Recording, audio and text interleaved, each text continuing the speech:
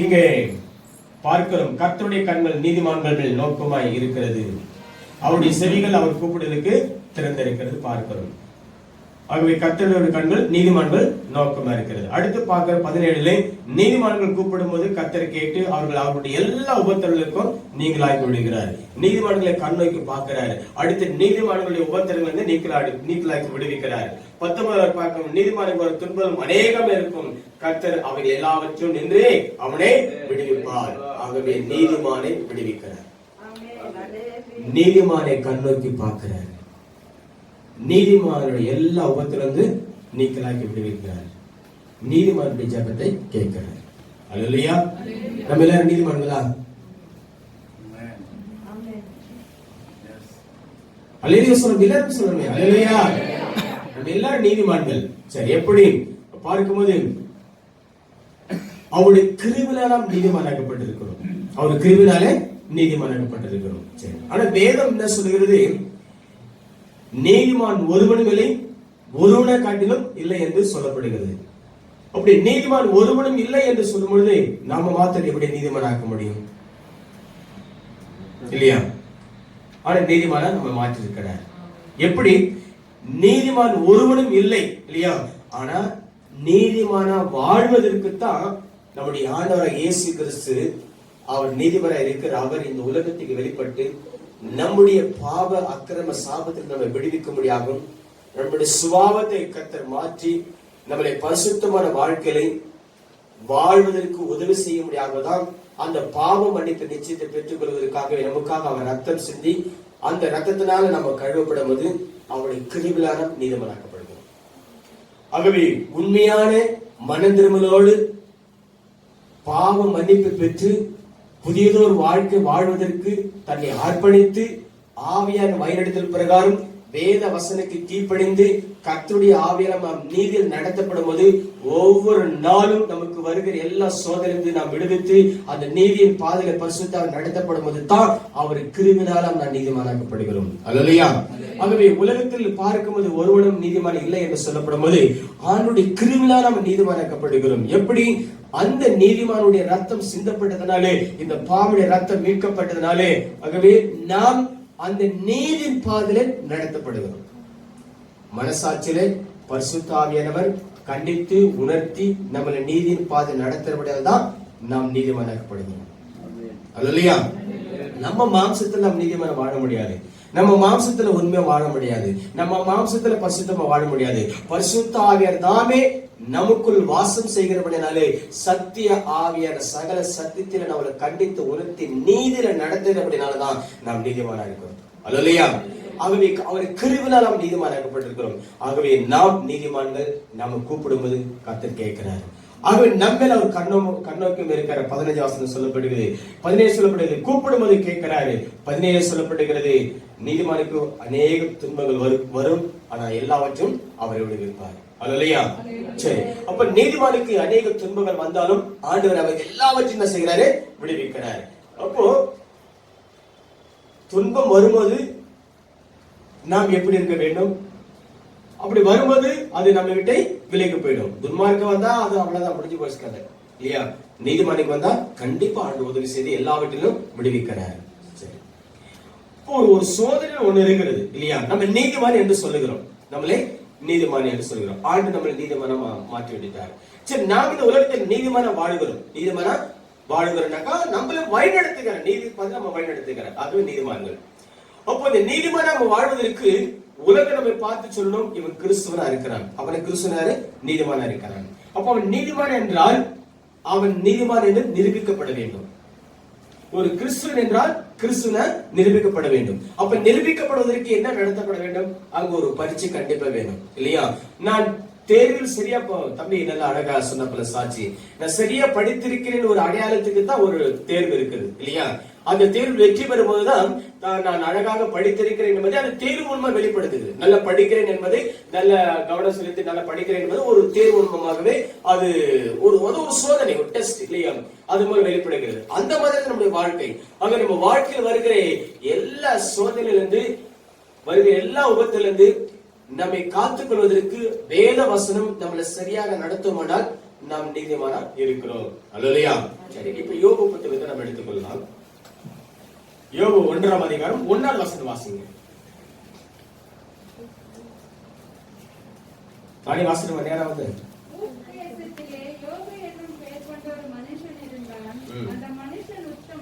உத்தமனும் சன்மார்க்கனும் தேவனுக்கு பயந்து பொல்லாப்புக்கு விலகினமா இருந்தான். அவன் எப்படிப்பட்டவன் பார்க்கிறோம்? முதலாவது சன்மார்க்கன், இரண்டாவது உத்தமன். முதலாவது சன்மார்க்கன், துன்மார்க்கன் கிடையாது, சன்மார்க்கன். நல்லா கவனிச்சுங்க, சன்மார்க்கன். இரண்டாவது ஆமா, எந்த அளவுக்கு கவனிக்கிறீங்க நீங்க? நல்லா கவனிக்கணும் இல்லையா? முதலாவது கவனம், கவனம் வேற எங்கே கவனம் இருக்கிறது? நல்லா கவனிங்க. முதலாவது, இரண்டாவது, மூன்றாவது பொல்லாப்புக்கு விலகுனா இருக்கிறார். அப்படி இந்த 3 காரியத்திலே அவன் சரியா இருக்கிறான். சரி, இவன் சரியா இருக்கிறது என்பதை அங்க அந்த நாட்கள் வாழ்ந்த நாட்கள்ல ஒரு சில மனிதர்கள் எல்லாம் பேசியிருப்பாங்க, சொல்லி இருப்பாங்க இல்லையா? ஆனா ஒரு சிலர் அவன் மேல குற்றமும் சாட்டி இருப்பாங்க இல்லையா? சரி, பார்க்கிறோம். அப்போ ஊர் தேசத்தில் அங்க பார்க்கும்போது ஆதியாகமம் 10ஆம் படிக்க வேணாம், நான் எப்படி சொல்கிறேன். ஆதியாகமம் 10ஆம் அதிகாரத்துல 21 இருந்து 23 வரைக்கும் பார்க்கும்போது அந்த ஊத்ஸுடைய ஒரு சந்ததி பிறக்கப்படுகிறது இல்லையா? படிக்கிறீங்களா? நல்லா படிச்சிருங்க. ஆதியாகமம் 10ஆம் அதிகாரம் 21 இருந்து 23, 21, 22, 23. சேமுக்கு நல்ல கவனிக்க. எந்த வம்சம் சேமுக்கு? அவன் ஏபேருடைய சந்ததியார் எல்லாருக்கும் தகப்பனும் உத்தமனாகிய யாபேத்துக்கு தம்பியுமாய் இருந்தான்.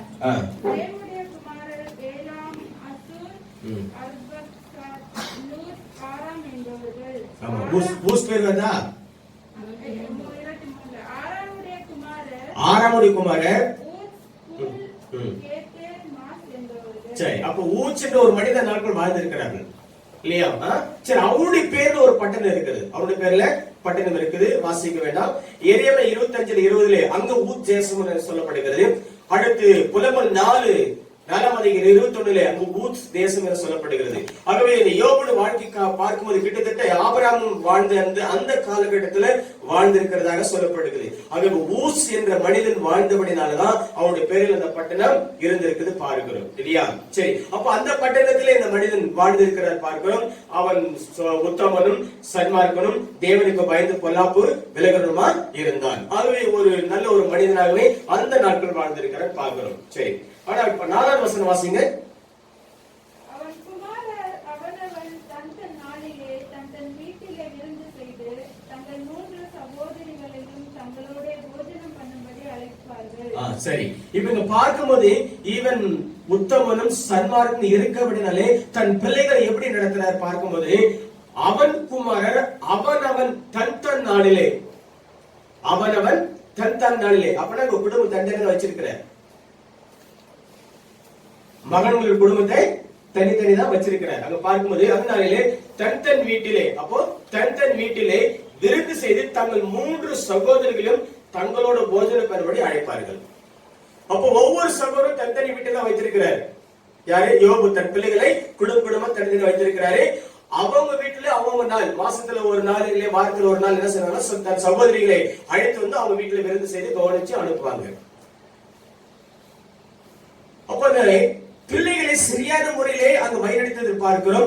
அவங்களுக்கு தனித்தனி குடும்பம் வைத்து தன் சகோதரிகளை வாரத்துக்கு ஒரு தடவை மாதத்துக்கு ஒரு தடவை அழைத்து அவங்க விருது செய்து அப்படியாகவே குடும்பமா வாரத்திலே ஒரு மாதத்துல ஒரு தடவை குடும்பமாவே ஒன்றா கூடுவாங்க. அப்ப பிள்ளைகள் எல்லாம் சகோதரிகள் எல்லாம் பெற்றோர்கள் எல்லாம் மாதத்தில் ஒரு தடவை ஒன்றா கூடி அங்கே ஆண்டவர் மகிமைப்படுத்தி இல்லையா அவங்க சந்தோஷத்தோட விருது செய்து சாப்பிட்டுட்டு திரும்பி அவங்க வீட்டுக்கு போவாங்க. அவங்க குடும்பம் அப்படி இருக்கும். ஒரு நல்ல பழக்க வழக்கத்துல யோபு தன் குடும்பத்தை நடத்தி பார்க்கிறோம் இல்லையா? அங்க திருமணம் ஆன பிறகு அவங்க குழந்தை பிறகு தனியா விட்டு இருக்கிறாரு. ஆனாலும் அவங்களுக்கு கம்ப்ளீட்டா அவங்க ஒதுக்கீடு வரைக்கும் கண்டிப்பா மாதத்தில் ஒரு தடவை எல்லாரும் கூடி வரும்படி செய்கிறார். அப்போ ஒவ்வொரு பிள்ளை வீட்டிலும் ஒவ்வொரு மகன் வீட்டிலும் கூடி வர செய்து அவங்களை சரியான பாதையில வழிநடத்திருக்கிறார். யோபு சன்மார்க்கனும் உத்தமன் இருக்க அப்படின்னா தன் பிள்ளைகளை சரியான பாதையில் நடத்திருக்கிறார். என்ன காரணம்? சரி, அடுத்து 5ஆவது வசனம் வாசிங்க. விருந்து செய்கிற அவரவருடைய நாள் முறை முடிகிற போது யோபு ஒருவேளை என் குமாரர் இருப்பார்கள் என்று சொல்லி அவர்களை அழைத்தனுப்பி பரிசுத்தப்படுத்தி அதிகாலமே எழுந்து அவர்கள் எல்லாருடைய இலக்கத்தின்படியையும் சர்வாங்க தகன பலிகளை செலுத்துவான். இந்த பிரகாரமாக யோபு அந்நாட்களில் எல்லாம் செய்து வருவான். சரி, இந்த பிரகாரம் அந்த நாட்கள் எல்லாம் செய்து வருவான். ஒருவேளை என்னுடைய குமாரர் தங்கள் இருதயத்திலே தூசித்திருப்பார் சொல்லி அவங்களுடைய காரியத்துக்காகவே அங்க பலி செலுத்தி பாவ மன்னிப்பு நிச்சயத்தை பெற்றுக் கொடுத்து பார்க்கணும். சரி, ஒரு பக்கம் பிள்ளைகளை சரியான பாதை நடத்தியிருந்தாலும் அவர்கள் தேவனை தூசிக்கிற காரியத்தில் ஏதாவது செஞ்சிருந்தா தவறா இருக்குமே, அது வந்து தேவனுடைய கோபமோ தேவனுடைய ஆசிரியர் தடைப்படக்கூட சொல்லி அவங்களுக்காக பலி செலுத்தி இப்படியாக செய்து வருகிற நாட்கள் பார்க்கிறோம். சரி, இந்த எண்ணெய் எப்படியா வந்திருக்கும் யோபுக்கு? ஏன்னா அவன் சன்மார்க்கனமா இருக்கிறான், அடுத்தது உத்தமனா இருக்கிறான், பொல்லாப்புக்கு பயந்து விலகினமா இருக்கிறான். ஆனா இங்க பார்க்கும்போது இப்படி அவன் வாழ்க்கையானது இப்படி சரியா இருக்கும் போது என் பிள்ளைகள் ஒருவேளை தூசித்து இருப்பார்கள் அப்படின்னு எப்படி யோசிக்க முடியும்? யோசிக்க முடியாது இல்லையா? சரி, அப்ப பார்க்கிறோம் என் பிள்ளைகள் ஒருவேளை தூசித்து இருப்பார்கள் என்று சொல்ல வார்த்தையானது யோபு ஒரு மனம் திரும்பலோடு வாழ்கிற வாழ்க்கையை ஆரம்பித்திருக்கிறார். யோபு ஒரு மனம் திரும்பல் வாழ்க்கையை ஆரம்பித்திருக்கிறார். அவர் அதுக்கு முன்னாடி எப்படி வாழ்ந்திருக்க தெரியாது. ஆனா அதன் இடைப்பட்ட காலத்திலே அவர் ஆண்டவரை தேடுகிற காலத்திலே வந்திருக்கிறாரே, உண்மையான மனதிரும்பல் வந்திருக்கிறாரே. அந்த மனதிரும்ப வாழ்க்கை தன் வாழ்க்கையில் வந்த பிறகு அந்த பிள்ளைகளை சரியான பாதை நடத்தணும் என்ன வந்திருக்கிறது. ஆகவே அதுக்கு முன்னாடி வாழ்ந்த வாழ்க்கையானது பிள்ளைகள் பார்த்திருப்பார்கள். ஆக முன்னாடி உள்ள வாழ்க்கையானது என் தகப்பன் முன்னாடி இப்படிதான் வாழ்ந்திருக்கிறார் சொல்லி ஒருவேளை அந்த காலகட்டத்தில் சிந்தனை என்ன வந்து இவர்கள் தூசிக்காதபடிக்கு இவர்களுக்காக பலி செலுத்தி என்ன பண்ணிருக்காரு, அவங்க பாவம் மன்னிப்பு நிச்சயத்தை பெற்றுக் கொண்டிருக்கிறார், பலி செலுத்திருக்கிறார்.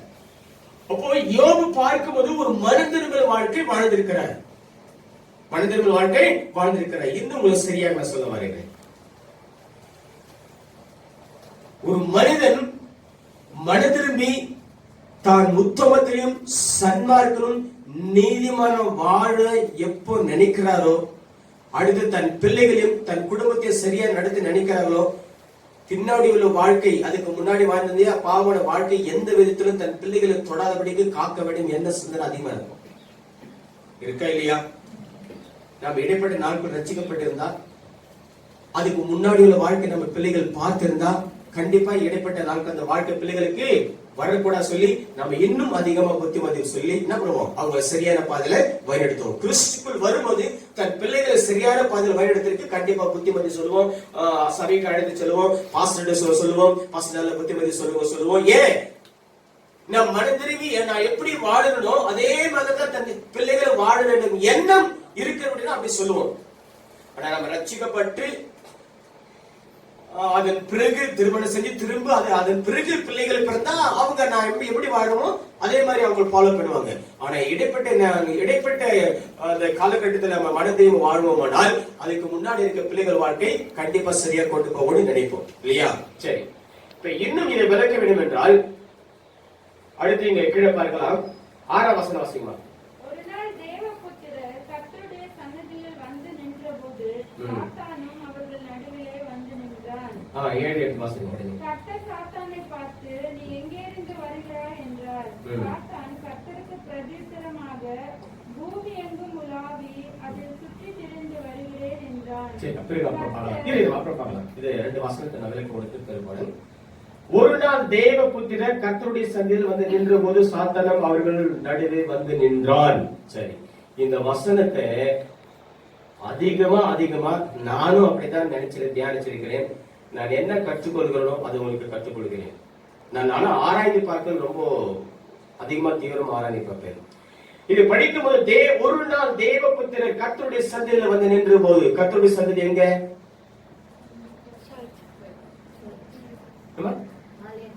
ஆலயம். ஆனா நான் அப்படிதான் நினைச்சிருந்தேன். கர்த்தருடைய சந்நிதி என்பது இங்க ஒரு நாள் தேவபுத்திரர் கர்த்தருடைய சந்நிதியில் வந்து நின்ற போது சாத்தான் அவர்கள் நடுவே நின்றான் சொல்லப்படுறியா? இங்க கர்த்தருடைய சந்நிதி என்பது பரலோகம் இல்ல. நான் அப்படிதான் நினைச்சிருந்தேன். அப்படிதான் நினைச்சேன். சரி, ஒரு நாள் தேவபுத்திரர் நம்ம எதை வச்சு நம்ம கவனிக்கிறோம்னாக்கா, ஒரு நாள் தேவபுத்திரர் கர்த்தருடைய சந்நிதியில் வந்து நின்ற போது தேவபுத்திரர் நம்ம என்ன தூதனை நினைச்சிட்டோம். என்ன நினைச்சோம்? தூதனா நினைக்கிறோம். சரி, தேவபுத்திரன் அப்படின்னு இன்னும் நல்லா தேவபுத்திரன் என்ன அப்படின்னு நம்ம பார்ப்போம் இல்லையா? சரி, நம்மள யாருடைய பிள்ளைகளா இருக்கிறோம்? கர்த்தருடைய பிள்ளைகளா இருக்கிறோம். அப்படின்னா தேவனுடைய பிள்ளைகள். தேவனுடைய பிள்ளைகள் என்ன சொல்லுவோம்? தேவனுடைய பிள்ளைகள். பிள்ளைகள் பிள்ளைகள் என்றால் என்ன? இல்ல இல்ல, நம்ம என்ன குழந்தைல என்ன ஜெபம் பண்றோம்? ஒரு புத்திர சுவாலுக்கு கொடுக்க முடியும். அப்போ பிள்ளைகள் என்பது புத்திர புத்திரியா? அப்ப தேவ புத்திரன் தேவ பிள்ளைகள், அவ்வளவுதாங்க. தேவத்துக்கு வராது, தேவ பிள்ளைகள். சரி, இன்னும் அழகாக சொல்லுங்க. மத்தேயு 5:9 பார்ப்போமா? மத்தேயு 5:9. மத்தேயு 5ஆம் அதிகாரம் 9ஆம் வசனம். அப்படின்னு நான் சொல்லல, நீங்க படிக்கிறதுக்கு சொல்ல வரேன். சமாதானம் பண்ணுகிறவர்கள் பாக்கியவான்கள், அவர்கள் தேவனுடைய புத்திரர் எனப்படுவார்கள். அல்லேலூயா. இப்ப தேவ புத்திரன் யாரு? சமாதானம் பண்ணுகிறவர் யாரு? நாம தானே. இருதயத்தை சுத்தமுள்ள பாக்கியவான் சொல்கிறாரு. அது கீழே என்ன சொல்கிறாரு? சமாதானம் பண்ணியவர்கள் அவர்கள் தேவனுடைய தேவனுடைய பிள்ளைகள். நாம தான் சமாதானம் பண்ணுவோம் இல்லையா? சமாதானம் இல்லாத இருக்கிறாங்களா, கஷ்டத்தோடு இருக்கிறாங்க, என்ன பண்ணுவோம்? பயப்படாத சிஸ்டர், பயப்படாத பிரதர், கர்த்தர் நம்மோடு கொடுக்கிறார், எல்லா உலகத்துல விடுவிப்பார் சொல்லி என்ன பண்ணுவோம்? அவங்க ஆறுதல் படுத்தி சமாதானப்படுத்தி கர்த்தர் நம்மளை அனுப்புறார். ஆகவே சமாதானம் பண்ணவர்கள் பாக்கியவான்கள், அவர்கள் தேவனுடைய புத்திரர் எனப்படுவாங்க. அப்ப தேவனுடைய புத்திரனாக நாம தான். யாரு? நாம தான், தேவதூதர் அல்ல. சரி, இன்னும் தேவதூதர் இல்லை என்பதற்கு கர்த்தருடைய சந்தையில் வந்து நின்று சாத்தானும் அவர்கள் நடுவே வந்து நின்றார். சரி, சாத்தான் வந்து நின்றாக்கா நம்ம எப்படி ஜெபிக்கிறோமோ, எங்க ஜெபிக்கிறோமோ அந்த இடத்துல தடை செய்வதை வந்து இருப்பான். சாத்தானுக்கு பரலோகத்துல வேலை இல்லை. சாத்தானுக்கு பரலோகத்துக்கு அவனுக்கு வேலை இல்லை. அங்க போய் சொல்லணும் அவசியம் இல்லை. நமக்கு எல்லாம் தடை செய்வது எங்க? வான மண்டலத்திலையும் இங்கதான். பரலோகத்தில் போயிட்டு அவங்க பேசணும் அவசியம் இல்லை. பரலோகத்திற்கு போக வேண்டிய அவசியம் இல்லை இல்லையா? தேவபுத்திரன் என்பதை நம்ம எங்க இருக்கிறோம்? பூமியில் தான் இருக்கிறோம். அப்படி எங்க நம்ம கூடு வருவோம்? யார் சொன்னீங்க? சபை சொல்லிருந்து இல்லையா? இந்த இடத்துல தான் தேவ சந்ததி என்பதை அவருடைய சமூகத்தில் கூடி வருகிற இடம் தான் தேவ சந்ததி இல்லையா? தேவ சமூகத்திலே பலி செலுத்தி அவர் நாமத்தை தொழுது கொள்ள வருகிற இடம் தான் தேவ சந்ததி சொல்லப்படுகிறது. ஆக இந்த இடத்திலே தேவ புத்திரர்களாக நாம் தொழுது கொள்ளும் போது கர்த்தருடைய பிரசன்னம் கடந்து வரும், கர்த்தருடைய ஆவியார் கடந்து வருவாரு. அப்ப சாத்தானும் உலகெங்க சுற்றி வருவான். இவங்க எங்க ஆராதிக்கிற, எங்க போறது, அதான வேலை. பாவம் செய்யறவனும் கடுபட்ட ஆகாது. அப்ப யார பார்க்க வருவான்? எவன் உத்தமனா நடக்கிறான், எவன் கர்த்தருக்கு பயந்து நடக்கிறான், எவன் பொல்லாப்ப விலகணும், அவன் மேலதான் கண்ணா இருக்கும் இல்லையா?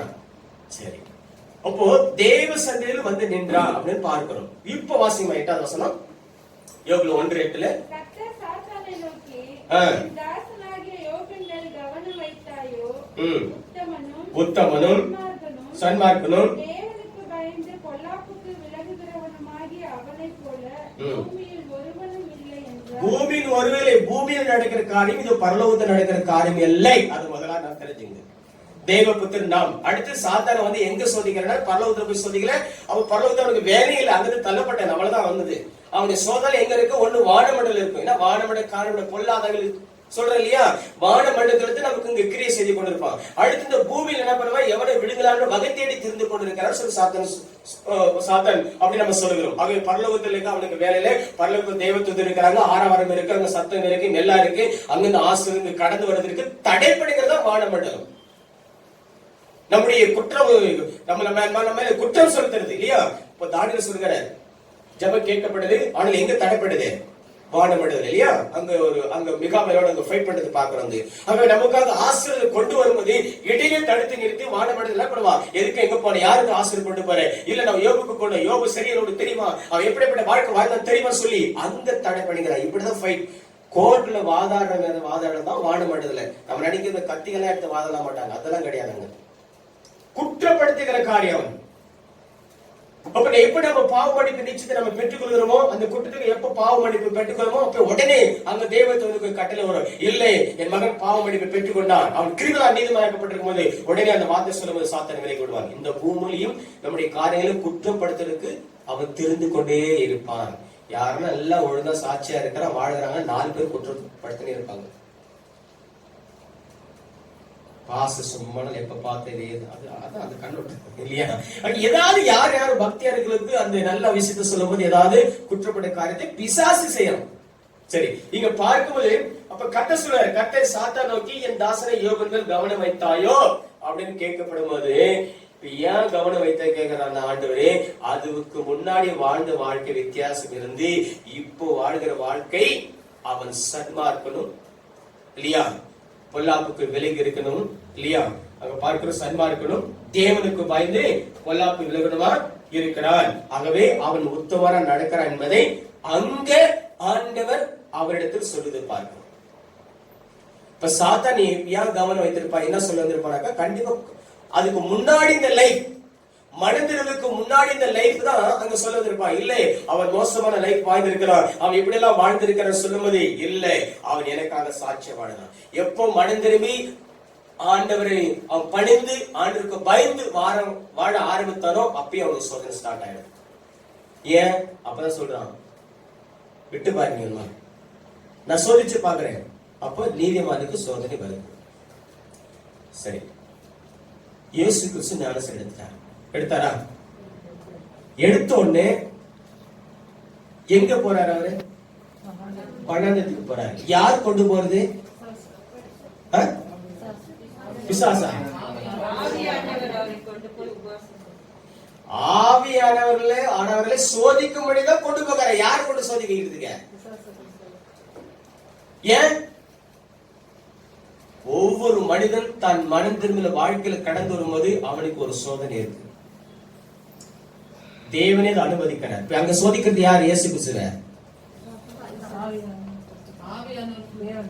ஆவியானவர் அழைத்து கொண்டு போற சோதிக்கிறது பிசாசுதான். அவர் மேல ஒரு குற்றம் சுமத்த முடியாது. வெல்வெட் டெஸ்ட் பண்ணி பார்த்து பாப்பா. இங்க அதேதான் சொல்கிறேன். ஆகவே இயேசு கிறிஸ்து அங்க சோதிக்கப்படும் போது அவர் எல்லா வசனத்துல மேற்கொண்டு வருகிறார் இல்லையா? அதன் பிறகு ஊழியத்தில் யாரும் செயல்படுகிறார். ஒவ்வொரு மனிதனும் சரி, ஏன் இயேசு கிறிஸ்து சோதிக்கணும்? பிறந்தார், மாம்சத்தில மனுஷனா பிறக்கிற ஒவ்வொரு மனிதனுக்கும் சோதனை உண்டு. அவர் 100க்கு 100 மனுஷனா இருந்தாரு, 100க்கு 100 ஆண்டவரா இருந்தார். அதனால மனுஷனா பிறந்தபடினாலே ஆவியானவர் அவரையும் விடல, கொண்டு போய் சோதனை பண்ணிட்டார். நம்மை போல ஒரு பாடுள்ள மனுஷனாக தான் நம்ம இந்த உலகத்துக்கு வெளிப்பட்டார். இது புரிஞ்சுக்கிறது கஷ்டம் தான். அதனால எல்லா மனுஷனுக்கும், இந்த உலகத்தில் பிறக்கிற எல்லா மனுஷனுக்கும் அவன் முடிக்கிற வரைக்கும் அவனுக்கு சோதனை இருக்கிறது. ஆனா எல்லா சோதனையும் ஆண்டவர் சிலுவையில ஜெயம் எடுத்தார் இல்லையா? அந்த விசுவாசத்தினாலே, அந்த ஜெயம் எடுத்த அவருடைய நாமத்தினால தான் எல்லா சோதனையும் நம்ம என்ன பண்ணோம், முறியடிச்சு நாம் நீதியின் பாதையில போகணும். அவர் தாம் சோதிக்கப்பட்டு பாடப்பட்டதுனால சோதிக்கப்படுவதற்கு உதவி செய்ய என்ன இருக்கிறாரு? என்ன செய்ய? உதவி செய்ய. உதவினா புரியுதுங்களா இல்லையா? ஹெல்ப். ஆகவே அவர் உங்களுக்கு உதவி செய்வார். சத்திய வார்த்தை கொண்டு, மகனே இந்த வசனம் சொல்லி அவனை விரட்டு, இதை செய்ய, அவனை அனுப்பு, இப்படி வந்த இப்படி உறுதியாரு, அஷ்டனா கொஞ்சம் பொறுமையாரு, இப்படி சொல்லி உதவி செய்வார். அவர் விடுவிக்க மாட்டார். அதுல இருந்து விடுதலை கொடுப்பதற்கு ஆண்டவர் நமக்கு என்ன பண்ணுகிறாரு?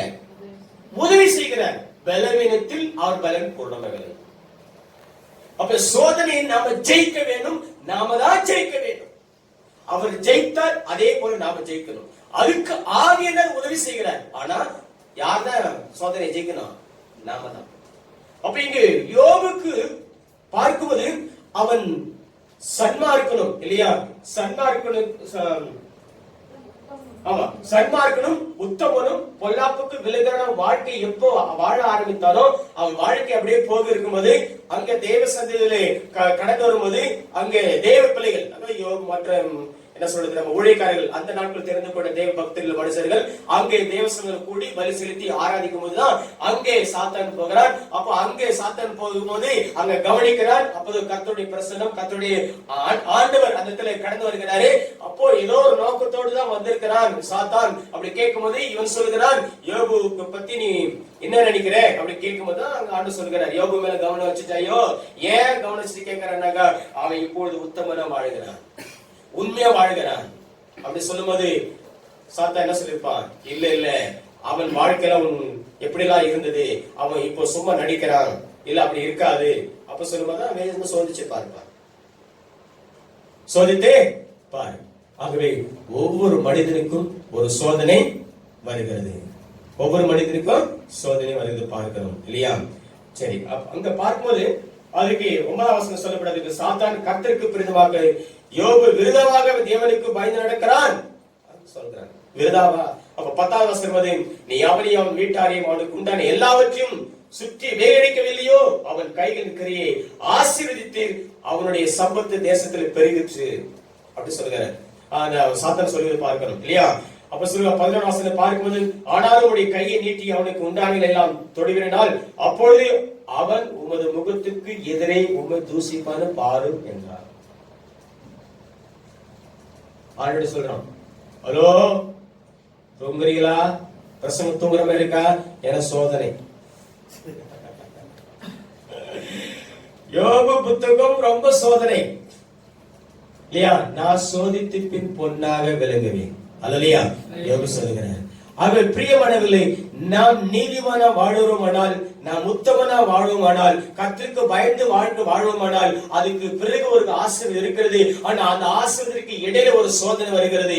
நான் உத்தமன் என்பதை, நான் நீதிமான் என்பதை, நான் சன்மார்க்கன் என்பதை நிரூபிக்கும்படியாகவே பிசாசு நம்மை சோதனை உட்படுத்தலாம்.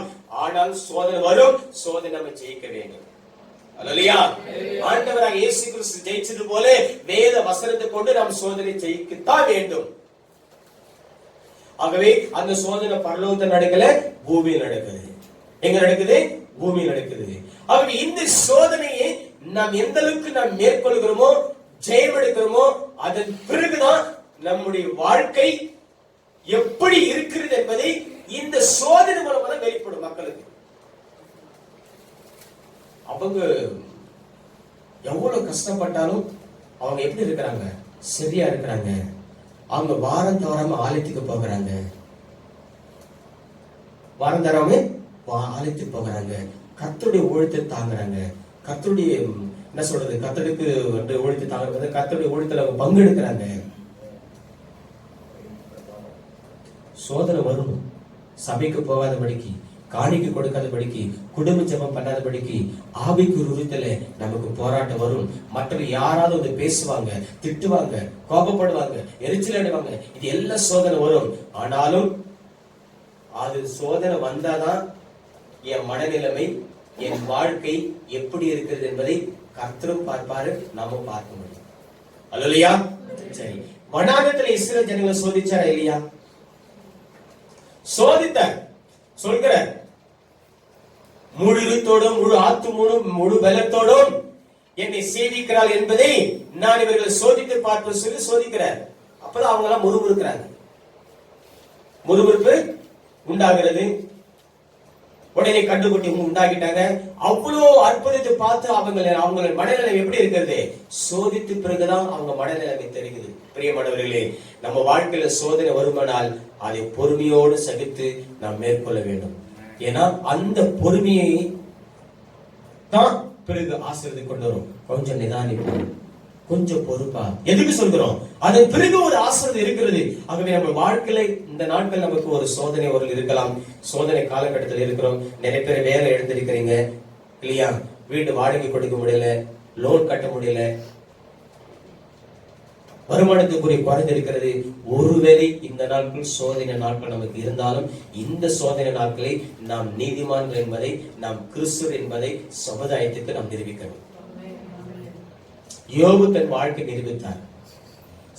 சாத்தான் கொண்டு வந்த எல்லா சோதனையிலும் அவனுக்கு வியாகுலம் இருந்தது, வேதனை இருந்தது, கண்ணீர் இருந்தது இல்லையா, பிள்ளைகளா இறந்து போயிட்டாங்க, ஆடு மாடெல்லாம் இறந்து போயிட்டு எல்லாம் இழந்த நிலையிலும் சரி அவன் உத்தமத்துல உறுதியா நிற்கிறான், உத்தமத்துல உறுதியா நிற்கிறான். ஆகவே நம்முடைய உத்தமத்தை சோதித்து பார்க்க வேண்டும் என்றால் பிசாசு நமக்கு என்ன பண்ணுவான், சோதனை கொண்டு வருவான். ஆகவே நம்ம சோதனை வந்தாதான் நம்முடைய ஆவிக்குரிய ஜீவி எப்படி இருக்குது நமக்கு தெரியும், மாத்திரமல்ல ஆண்டவர் மற்றவர்களுக்கு தெரிய வைப்பார்.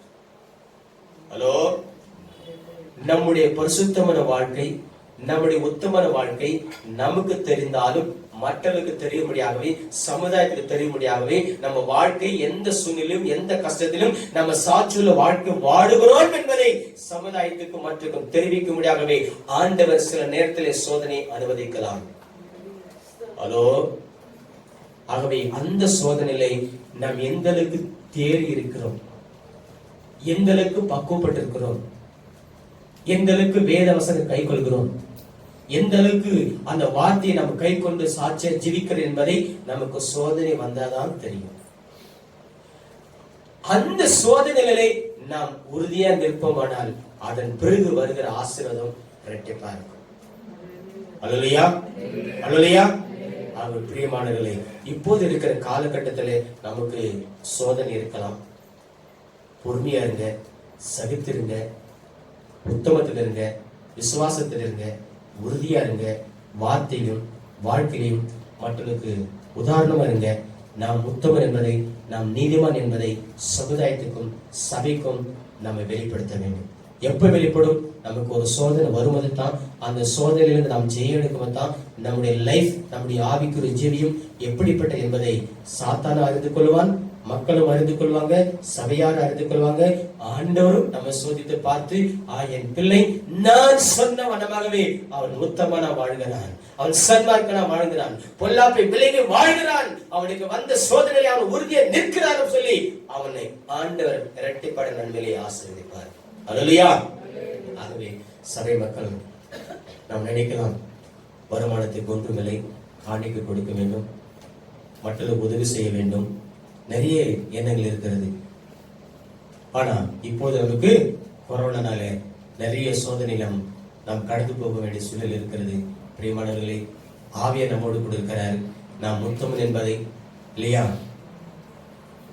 நம் சன்மார்க்கம் என்பதை நாம் இந்த உலகத்துக்கும் சமுதாயத்துக்கும் நாம் இருக்கிற இடத்திலே நம்ம வெளிப்படுத்த வேண்டும்.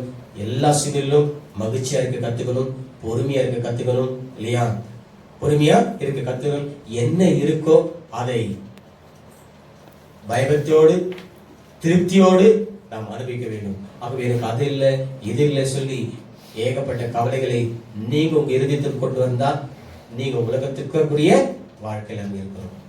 ஆகவே என்ன ஆண்டு நமக்கு இந்த நாட்களில் நமக்கு உதவி செய்திருக்கிறாரோ, என்ன நமக்கு கொடுத்திருக்கிறாரோ, அதன் பிறகு நாம என்ன பண்ணுவோம், சாட்சியோட நம்ம வாழ்வோம். இருக்கிறதுல நாம் மற்றவர்களுக்கு என்ன உதவி செய்ய முடியுமோ அந்த உதவியோடு கூட நம்ம செய்யும் போது நம்ம வாழ்கிற வாழ்க்கை அது உதாரணமுள்ள வாழ்க்கையா இருக்கும், சாட்சியுள்ள வாழ்க்கையா இருக்கும். இந்த சோதனை காலகட்டத்திலே பரிசுத்தாவை நம்ம நடத்துற விதத்துல அவரை நாம் ஒப்பு கொடுத்து வாழும்போது கர்த்தர் எல்லாவற்றையும் நேர்த்தியாகும் சாட்சியம் நடத்துவார். சோதித்த பின் நான் பொன்னாக விலகின் யோபு சொல்லுகிற பிரகாரம் நம்ம சபைக்கு நம்ம குடும்பத்துக்கு எந்த ஒரு சோதனை இருந்தாலும் சரி, இந்த சோதனை எல்லாம் கடந்து போகும்போது அதன் பிறகு நமக்கு ஒரு ஆசை இருக்கிறது. கண்டிப்பா அந்த ஆசை நமக்கு வரும். அல்லேலூயா. ஆகவே நீதிமானுக்கு வரும் எல்லா உபத்திரத்தை கர்த்தர் விடுவிப்பார். நீதிமானுடைய ஜெபம் கேட்கப்படும். கர்த்தர் நீதிமான், கர்த்தருடைய கண்கள் நீதிமான் மேல் நோக்கமா இருக்கிறது. ஆகவே அவருடைய கண் நம்ம மேல் நோக்கமா இருக்கிறபடினாலே நமக்கு வருகிற எல்லா உபத்திலிருந்து நம்ம விடுவிப்பார். ஆகவே நாம் நீதிமான் இருக்கிறோம். நீதிமான் இருக்கிறதை, நீதிமான் என்பதை நாம் வெளிப்படுத்த முடியாகவே எல்லா சோதனையிலிருந்து நாம் ஜெயம் எடுப்போம், வெற்றி பெறுவோம், இரட்டிப்பான நன்மை பெற்றுக் கொள்வோம். கர்த்தர் நம்மை ஆசீர்வதித்து முன்னிலைமை காட்டிலும் பின்னிலைமை இரட்டிப்பான நன்மை பெற்றுக் கொள்வோம். கர்த்தர் நம்மளை ஒரு ஆசீர்வதிப்பார். வாய்ப்பு கொடுத்து நன்றி செலுத்துகிறோம்.